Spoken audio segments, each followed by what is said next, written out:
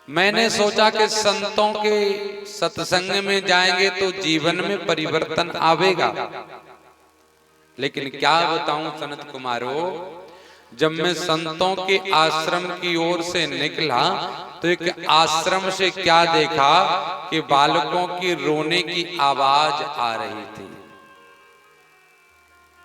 मन नहीं माना तो पूछ लिया, भैया ये बड़ा सा आश्रम किसका है, और आश्रम में से बालकों की रोने की आवाज क्यों आ रही है? तो किसी भगत ने बताया, बोले महात्मा जी ये आश्रम ब्रह्मचारी जी का है।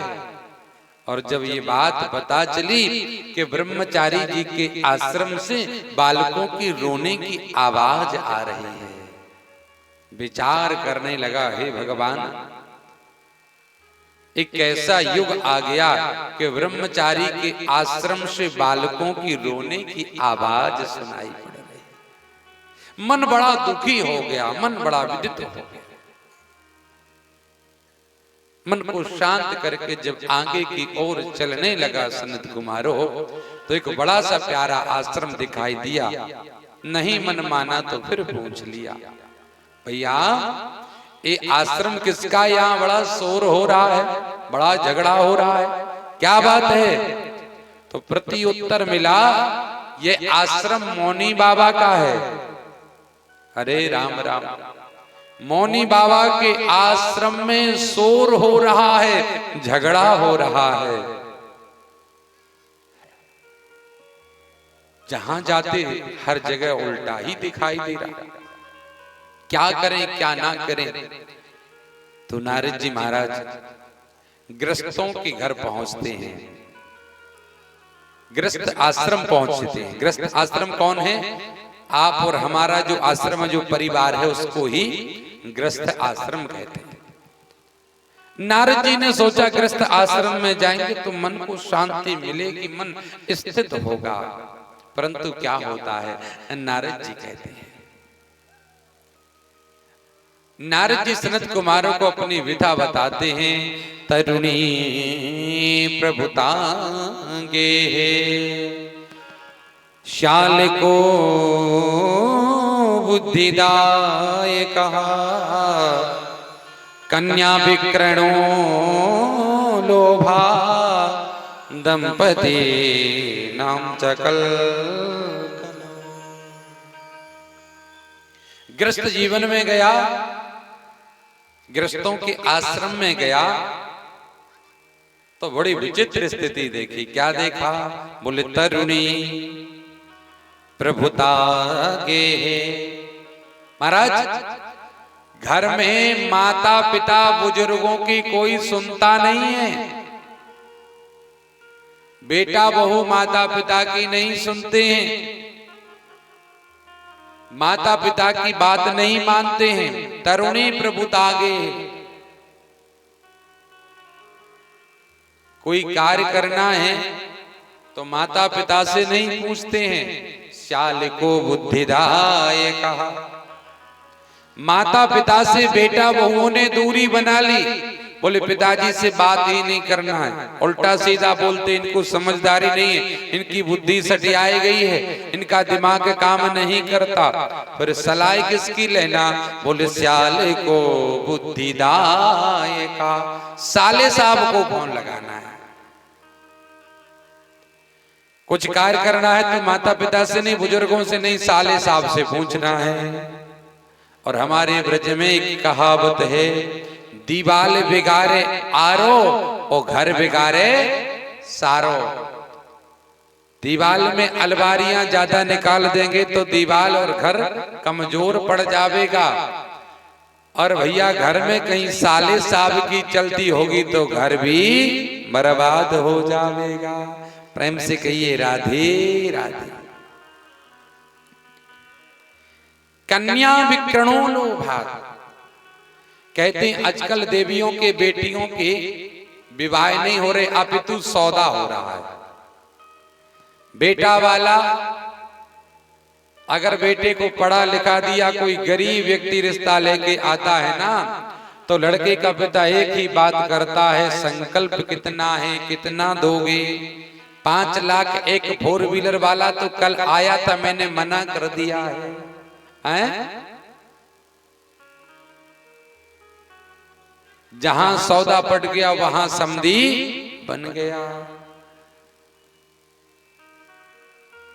विवाह में भी अब व्यापार सौदा होने लगा। पहले जैसे सम रिश्ते नहीं रह गए, पहले जहां सम रिश्ते बन गए वहीं समधी बन गए। आजकल बड़ा उल्टा पुल्टा होने लगा है। नारद जी कहने लगे मन और दुखी हो गया। जब गृहस्थ आश्रम से निकल करके मैं वृंदावन पहुंचा और वृंदावन जब यमुना तट पर पहुंचा तो बड़ा ही अद्भुत दृश्य देखा। क्या देखा? सनत कुमारों ने कहा। नारद जी कहने लगे सनत कुमारों, यमुना के तट पर बहुत सी माताओं का झुंड एकत्रित होकर के बैठा हुआ था। मैंने सोचा चल करके देखना चाहिए क्या बात है, बहुत सारी माताएं बहनें बैठी हुई हैं, चलना चाहिए। नारद जी कहने लगे जब उन माताओं के बीच में जाने लगा तो देखा कोई पुरुष वर्ग नहीं, केवल महिला मंडल ही बैठा है। तो नारद जी ने सोचा कि संतों के लिए महिला मंडल के बीच में बिल्कुल भी नहीं जाना चाहिए, संतों के लिए गृहस्थों से दूर ही रहना चाहिए। नारद जी ने देखा केवल महिला मंडल बैठा हुआ है तो नारद जी लौटने लगे। तो उस भीड़ में एक माता ने आवाज लगाई, एक देवी आवाज लगाने लगी, भो भो साधु क्षणम तेष्ट मचिंतामपि नाशया दर्शनम तव लोकस्या सर्वदा गहरम पर। भो भो साधु, ए साधु जी, ए महात्मा जी, ए गुरुदेव, जरा रुकिए तो सही, ठहरिए तो सही, कुछ क्षण के लिए रुकिए तो सही महात्मा जी। भो भो साधु क्षणम तिष्ठा, क्षण भर के लिए रुकिए। मचिंतामपि नाशया, मेरी चिंता का नाश कीजिएगा महात्मा जी, कहां जा रहे? अरे रुकिएगा। दर्शनम तव लोकस्या, अरे महात्मा जी आप जैसे साधु संतों के दर्शन करने से सर्वथा गहरम परम, सभी दुखों का क्षय हो जाता है, पापों का नाश हो जाता है। नारद जी रुकिए तो सही। तो नारद जी कहने लगे सनत कुमारों, उस देवी की आवाज को सुन करके मैं वहीं खड़ा हो गया। वो देवी पुकारने लगी, उसके आंखों में आंसू लगे हुए थे। मैं नजदीक पहुंचा तो मैंने पूछा, देवी आप कौन हैं और आपकी आंखों में आंसू क्यों लगे हुए हैं, क्यों मुझको पुकार रही हैं, क्या बात है देवी? आप कौन है, अपना परिचय मुझको भी दीजिए ना। नारद जी कहते उस देवी ने मुझको परिचय दिया। क्या कहा? अहम भक्ति ख्याता यमौ में तनियो मतो ज्ञान बैरागी ना मानो काल योगे नजर जर। हे गुरुदेव, हे महात्मा जी, मेरा नाम है भक्ति और भक्ति के नाम से ही मैं विख्यात हूं। जो मेरी भक्ति करता है वो भगवान को पाता है, मैं वही भक्ति हूं। नारद जी ने कहा, भक्ति महारानी तो आपके आंखों में आंसू कैसे लगे, आप रुदन कैसे कर रहे हो? भक्ति कहने लगी, ज्ञान बैराग्य ना मानो। हमारे दो पुत्र हैं, एक का नाम ज्ञान और दूसरे का नाम वैराग्य है। जब भक्ति आती है तो ज्ञान आता है और जब ज्ञान आता है तो वैराग्य आता है और जब वैराग्य आता है तो भगवान की प्राप्ति होती है। हे गुरुवर, मेरी उदासी का कारण एक ही है। अनेक प्रांतों में मैं घूम करके आई, बड़ा स्वागत सम्मान मिला, बड़ा सत्कार मिला। मैं वृद्ध थी, मेरे बच्चे युवा थे, बड़ा सुख का जीवन व्यतीत हो रहा था, बड़ा अच्छा परिवार चल रहा था। लेकिन गुरुवर, जैसे ही मैं ब्रज वृंदावन में प्रवेश करी तो क्या हुआ, यमुना तट पर आते ही मेरे दोनों बालक वृद्ध है गए और मैं एक वृद्ध माँ थी जो युवा हो गई। सब कुछ उल्टा हो गया। अरे एक माँ के सामने उसके दो बालक वृद्ध हो जाएं, अचेत मूर्छित अवस्था में पड़े हों, उस माँ की क्या हालात होगी गुरुदेव, बताइए ना। मैं एक माँ हूं, मेरे बालक मूर्छित अवस्था में पड़े हुए हैं और हमको लगता है ऐसी स्थिति हमारे बालकों की रही तो इस भारत भूमि को छोड़ करके हम विदेश चले जाएंगे। अब तो नारद जी महाराज कहने लगे, देवी भक्ति रुकिए, सुनिए तो सही, अवश्य ही मैं कुछ ना कुछ उपाय करूंगा।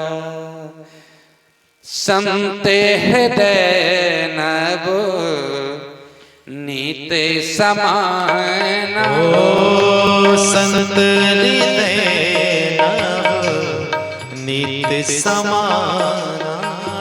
कहा कहने पर कहा न जान,